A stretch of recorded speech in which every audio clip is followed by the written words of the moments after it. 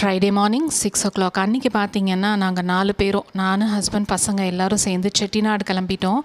என் ஹஸ்பண்டோட தாத்தா அவங்க ஊர் பார்த்திங்கன்னா ஆத்தங்குடி நியர் காரைக்குடி. ஸோ அங்கே போய் பசங்களெல்லாம் காமிச்சிட்டு வரலாம் அப்படின்னு சொல்லிட்டு கிளம்பியாச்சு. அன்றைக்கி பார்த்திங்கன்னா இந்த ட்ரெஸ் தான் போட்டிருந்தேன். என் பொண்ணு வந்து செட்டிநாடு டைல்ஸ் மாதிரியே இருக்குமா உன்னோட துப்பட்டா அண்ட் பேண்ட் அப்படின்னு சொல்லிட்டு இருந்தா.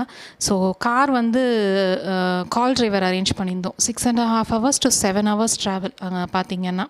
ஸோ மார்னிங்கே வந்து காஃபி எல்லாம் குடிச்சு முடிச்சுட்டு மீதி இருக்க பால் வந்து பன்னீர் பண்ணிக்கலான்னு சொல்லிவிட்டு நான் ரெஃப்ரிஜரேட் பண்ணிட்டேன். யூஸ்வலாக பார்த்திங்கன்னா அந்த காஃபி தூள்லாம் இருக்குதுல்ல, அதாவது நம்ம டிகாஷன் இறக்கிட்ட பிறகு இருக்கக்கூடிய காஃபி தூளை வந்து நான் கம்போஸ்ட்டுக்காக வச்சுருவேன். காஞ்ச பிறகு செடியில் போட்டுருவேன். அதாவது நம்ம பூக்கிற செடியிலலாம் போட்டோன்னா டீ தூள் காஃபி தூள் அதெல்லாம் வந்து உங்களுக்கு நல்ல கம்போஸ்ட்டாக ஒர்க் ஆகும். ஸோ அதுக்கு தான் இங்கே எடுத்து வச்சிட்ருக்கேன். காஃபி இது அந்த ஃபில்ட்ரெல்லாம் நம்ம விலக்கி வச்சுட்டு போயிடலாம் அப்படின்னு சொல்லிட்டு இங்கே கழுவி வச்சுட்ருக்கேன். லாஸ்ட் மினிட் பேக்கிங் எல்லாம் முடிச்சுட்டு மைக்கு ட்ரைபாட் இதெல்லாம் எடுத்துகிட்டு அப்படியே நாங்கள் கிளம்பிட்டோம். போகிற வழியில் பார்த்திங்கன்னா பிரேக்ஃபாஸ்ட்டுக்கு வந்து ஒரு இடத்துல நிறுத்தினாங்க. ஸோ சிம்பிளாக ஒரு பிரேக்ஃபாஸ்ட் முடிச்சுட்டு அப்புறம் லன்ச் பார்த்திங்கன்னா பழனியப்பா அசைவ உணவகம் அப்படின்னு சொல்லிட்டு ஒரு மெஸ்ஸு மாதிரி இருந்தது. ஃபுட்டு அவ்வளோ நல்லா இருந்துச்சு. நான்வெஜ் ஐட்டம்ஸ் எல்லாமே இருந்துச்சு, வெஜிடேரியனும் இருந்துச்சு. ஸோ அங்கெல்லாம் நல்லா சாப்பிட்டுட்டு இங்கே வந்து அது ரேட்ஸ் பார்த்திங்கன்னா எனக்கு ரொம்ப ஆச்சரியமாக இருந்தது. ரொம்ப நாமினல் ரேட்ஸாக இருந்துச்சு ஃபார் நான்வெஜ் ஃபுட். நமக்கு சாப்பாடோட அளவெல்லாம் பாருங்கள், 40 rupeesக்கு கூட ஒரு சாப்பாடு கொடுக்குறாங்க. நமக்கு அளவாக சாப்பாடு போதும் அப்படின்னா.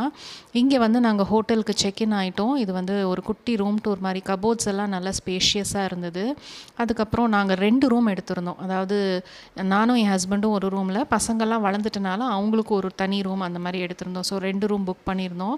இங்கே வந்து அதுக்கு ஹோட்டலில் வாஷ்ரூமில் தேவையான சோப்பு ஷாம்பு இதெல்லாம் வச்சுருந்தாங்க. ஒரு நீட்டான டீசெண்டான வாஷ்ரூம் வித் ஷவர் கொடுத்துருந்தாங்க.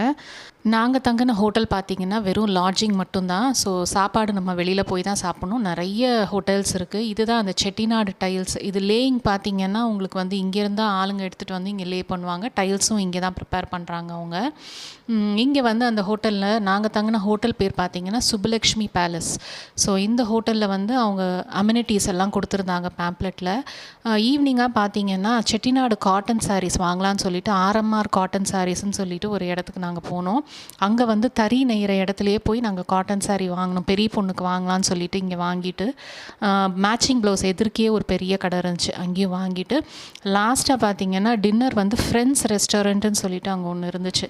எங்கள் ரூம்லேருந்து அது வாக்கபிள் டிஸ்டன்ஸ் தான். ஸோ அங்கேயே வந்து சாப்பிட்டுட்டு நாங்கள் அப்படியே வந்து ரூம் கிளம்பிட்டோம். இங்கேயும் ஃபுட்டு ரொம்ப சூப்பராக இருந்துச்சு. இடியாப்பம், பரோட்டா, சால்னா, தோசை எல்லாமே நல்லா இருந்துச்சு.